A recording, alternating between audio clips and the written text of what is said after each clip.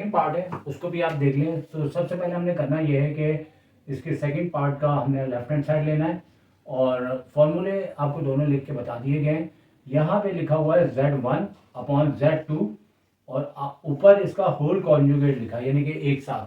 तो पहले हमने Z1 को Z2 से फॉर्मूले के मुताबिक डिवाइड करना है और यहाँ पे जैसे कि हमने अब करना यूँ होगा कि पहले Z1 को यानी कि कॉन्जुगेट से पहले डिवाइड उसके फॉर्मूले से करना है। तो Z1 आपके पास ऊपर वैल्यू वही है 1 प्लस आयोटा और Z2 जो है 1 माइनस आयोटा।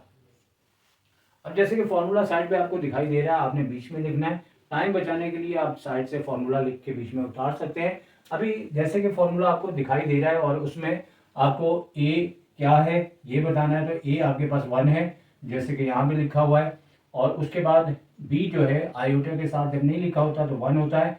इसी तरह सी जो है आपके पास 1 लिखा है और डी जो है फाइनली आपके पास अगर हम देखते हैं तो ये माइनस का 1 लिखा जाएगा। ठीक है, देखिए अगर तो बुक से क्वेश्चन देते हैं तो सेम देंगे और अगर नहीं देते तो वैल्यूज को चेंज कर सकते हैं।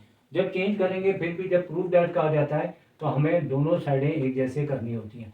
अब जैसे क्वेश्चन में सिर्फ मैंने Z1 Z2 की वैल्यू लिखी है, बेसिकली यहाँ यही बोला जाता है कि आप प्रूफ करें। जब दो साइड होती हैं दोनों साइडों को एक जैसा करना होता है।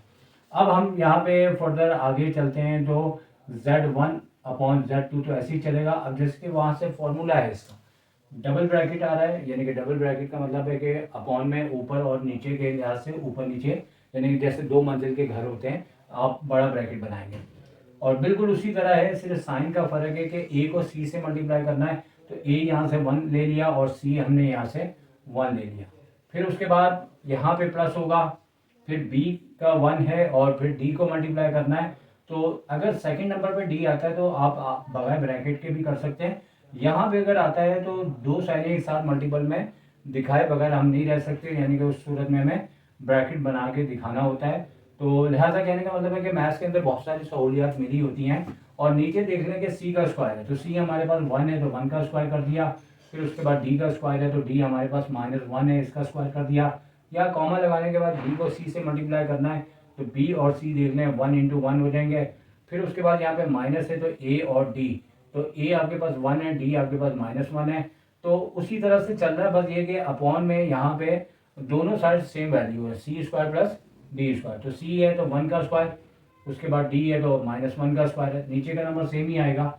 और Z1 अपॉन Z2 ऐसे चलता रहेगा। टीचर को मौका नहीं देना बिल्कुल कि वो नंबर काटे। तो 1 × 1 = 1 है और ये प्लस माइनस माइनस का 1 अपॉन 1 का स्क्वायर 1 ही होता है। और याद रखें जो बच्चे हद से ज़्यादा वीक है कि कभी भी माइनस का स्क्वायर होता है या इवन पावर होती है जैसे 2, 4, 6, तो उस सूरत में ये प्लस हो जाता है। और चूंकि बाहर भी प्लस है अंदर से भी प्लस आएगा तो प्लस इंटू प्लस प्लस होता है और 1 का स्क्वायर 1 हो जाएगा। इसी तरह 1 को 1 से मल्टीप्लाई करेंगे 1 है तो यहाँ माइनस माइनस क्या हो जाएगा प्लस का 1। और नीचे जैसे यहाँ की जो वैल्यू आई है वहाँ पे भी वही वैल्यू आएगी क्योंकि सेम ही लिखा हुआ है। 1 का स्क्वायर 1 ही होगा प्लस -1 का स्क्वायर 1 होगा। और यहाँ पे पहले वाली वैल्यू 0 हो गई और यानी कि 1 में से 1 लेस किया और यहाँ नीचे 2 है और यहाँ पे 2/2 है। तो इस तरीके से 0 ऊपर हो नीचे 0 के अलावा कुछ भी हो तो वो 0 ही होता है। और 2 से 2 कैंसिल हुआ तो 1 आ गया। तो इस हमने क्या करना है कि जैसे कि यहाँ पे Z1 अपॉन Z2 यानी टीचर को कतई आपने मौका नहीं देना नंबर काटने का। अब जैसे ही यहाँ पे Z1 और Z2 के ऊपर होल कॉन्जुगेट लगाएंगे तो ये याद रखें कि पहली वैल्यू 0 है, दूसरी वैल्यू जो है वो आपके पास जो है वो +1 है, लेकिन कॉन्जुगेट लगाने पे वो क्या हो जाएगा माइनस का आयोटा। अगर मैं एक स्टेप और कर लेता तो मैं लिखता इसी के साथ, यानी यही वैल्यू अगर आगे मैं लिखता तो एक स्टेप मेरे पास हो जाता 0 प्लस का 1 आयोटा। लेकिन नेक्स्ट स्टेप में जैसे मैं कॉन्जुगेट लगाऊंगा तो आयोटा वाले जैसे पहले भी मैंने कहा था पहले आयोटा 0 हो गया था, अब इसका जो है रियल पार्ट ये रियल पार्ट होता है, ये इमेजिनरी पार्ट होता है।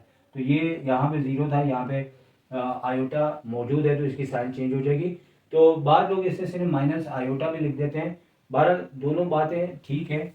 अब इसका राइट हैंड सॉल्व करेंगे तो राइट हैंड साइड में बस ये है कि आपने जैसे पहले किया था कि पहले इसका कॉन्जुगेट ले लेना है। अब जैसे राइट हैंड साइड हमारे पास क्या है, सबसे पहले हमने वो लिखनी है। तो राइट हैंड साइड है Z1 का कॉन्जुगेट अपॉन Z2 का कॉन्जुगेट। फिर आपने क्या करना है कि यहाँ पे सारा बताना है। जैसे बताने से पहले आपने Z1 का कॉन्जुगेट लेना है बिल्कुल पहले वाला स्टेप है, 1 प्लस आयोटा लिखा है, 1 माइनस आयोटा हो जाएगा। Z2 का कॉन्जुगेट लेना है तो यहाँ पे 1 माइनस आयोटा है, 1 प्लस आयोटा आ जाएगा। फिर उसके बाद हमने right hand side Z1 upon का कॉन्जुगेट अपॉन Z2 का कॉन्जुगेट, और उसके बाद उस फॉर्मूले को फॉलो करते हुए जैसे हमने पहले किया था, और ये लिख लेते हैं कि अब कॉन्जुगेट लेने के बाद A जो है आपके पास 1 है, B जो है माइनस आयोटा है तो -1 ले लेंगे, C जो है वो 1 ले लेंगे, और D जो है आपके पास आयोटा के साथ 1 है। तो अगर यहाँ पे 1 ना होता तो फिर थोड़ा सा मल्टीप्लाई का प्रोसेस ज़्यादा चलता और क्वेश्चन में भी थोड़ा सा अच्छा मज़ा आता, लेकिन 1 से मल्टीप्लाई होके 1 ही आ रहा है, इसलिए क्वेश्चन बहुत ही ईजी है अगर देखा जाए। अच्छा, अब वहाँ पे हम देखते हैं तो A को C से मल्टीप्लाई करना है जैसे हमने इस जाने किया था। यहाँ हमने Z1 Z2 का कॉन्जुगेट लिए बगैर जो है मल्टीप्लाई किया था, यहाँ कॉन्जुगेट लेके करना है। के पास 1 है और 1 को 1 से मल्टीप्लाई करेंगे क्योंकि A भी 1 है, C भी 1 है, फिर प्लस का BD है। तो अब आप देख रहे हैं कि कभी मैं ब्रैकेट में रख रहा हूँ, कभी मैं डायरेक्ट कर रहा हूँ। इसका मतलब है कि मैथ्स इतना सख्त नहीं है, आप चाहें तो सबको ब्रैकेट में रख लें, चाहें तो नेगेटिव आने पे ब्रैकेट में रखना बेहतर होता है। वैसे ये है कि आप अगर हर नंबर को ब्रैकेट में रख लें तो कभी भी आपसे गलती नहीं होगी। और इसके बाद यहाँ पे जो है मल्टीप्लाई हो रहा है BD, तो B है -1 और D है जो है आपका 1, ठीक है। तो इस बार मैं आपको सारे नंबर जो है वो ब्रैकेट में लिख के बता रहा हूँ, और मैं आपको ये एडवाइस दूंगा आप ब्रैकेट में रख लें, ज़्यादा बेहतर है, क्योंकि हो सकता है कि आप इसमें इस बात पे सोच में पड़ गए हों कि भाई कभी ब्रैकेट में आ रहा है कभी नहीं आ रहा। तो आपके पास दो किस्म की वैरायटीज़ आ गई हैं कि आप अगर ब्रैकेट के बगैर लिखते हैं तो आप मल्टीप्लाई डाल देते हैं माइनस की सूरत में, या फिर अगर यहाँ पे भी है तो मल्टीप्लाई लिख देते हैं। चाहे तो सेकंड ऑप्शन ये है, और मैं इसलिए इसी तरह कर रहा हूँ ताकि बता सकूँ कि आप इस तरीके से भी कर सकते हैं, आप ब्रैकेट भी लगा सकते हैं।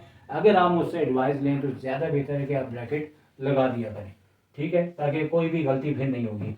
इसी तरह नीचे देखें C का स्क्वायर हो रहा था, वो पहले भी हो रहा था, C यहाँ पे 1 है तो 1 का स्क्वायर कर दिया। इसी तरह D 1 है तो इसका भी स्क्वायर कर दिया। फिर उसके बाद ये स्क्वायर लिखा हुआ है चूँकि थोड़ी सी मार्कर की नोक बड़े साइज़ की है, चूँकि हेडिंग वाली है तो इसलिए वो स्क्वायर लिखा है। उसके बाद B को C से मल्टीप्लाई करना है तो B आपके पास -1 है और C जो है आपके पास 1 है, और उसके बाद यहाँ पे माइनस है A1 D आपका 1, और नीचे सेम वैल्यू है C का स्क्वायर और प्लस D का स्क्वायर।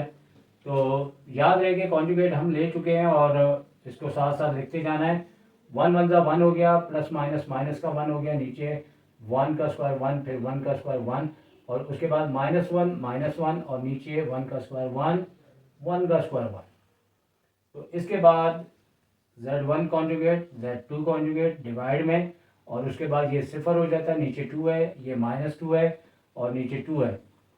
अब ऊपर सिफर हो और नीचे सवाए ज़ीरो के कोई भी नंबर हो तो वो ज़ीरो ही होता है, ये -1 है। तो आप देख सकते हैं कि यहाँ पे कॉन्जुगेट लेने के बाद ये साइन चेंज हुई थी, जबकि यहाँ पे पहले कॉन्जुगेट ले चुके हैं और फाइनली अब कुछ यहाँ पे नहीं करना, यानी कि इसका जो फाइनली स्टेप आ रहा है वो Z1 Z का कॉन्जुगेट, Z2 का कॉन्जुगेट, और एक बार और लिख दें Z1 का कॉन्जुगेट और Z2 का कॉन्जुगेट, और इसको हम किस तरीके से लिख देंगे, ज़ीरो और माइनस आयोटा, क्योंकि जिस तरह की हमें क्वेश्चन में 1 प्लस आयोटा दिया है उसी तरह हम लास्ट में जो है वो रियल पार्ट, यानी कि फर्स्ट वाला आपका रियल पार्ट होता है और ये आयोटा वाला इमेजिनरी पार्ट होता है, यहाँ इमेजिनरी नंबर होता है जिसे हमें आयोटा की सूरत में लिखना होता है, और दोनों शक्लें हमारी एक जैसी आनी चाहिए थी, क्योंकि क्वेश्चन अगर बुक से देखें तो यही लिखा है कि आपने ये दोनों पार्ट प्रूव करने हैं। तो इस तरीके से हम लिख सकते हैं कि हैंस आपका left hand side is equal to right hand side, ये दोनों आपके प्रूव्ड हो गए हैं। और इस तरीके से इंशाल्लाह एग्जाम में आपका यहाँ से सिर्फ यही दो पार्ट ऐसे हैं जो आपके पेपर में इम्पोर्टेंट है। तो उम्मीद है कि आज ये समझने के बाद आप इसे बार बार करें, क्योंकि बुक में ज़्यादा क्वेश्चन नहीं है, यही हैं, और आप इसकी ज़्यादा से ज़्यादा प्रैक्टिस करें।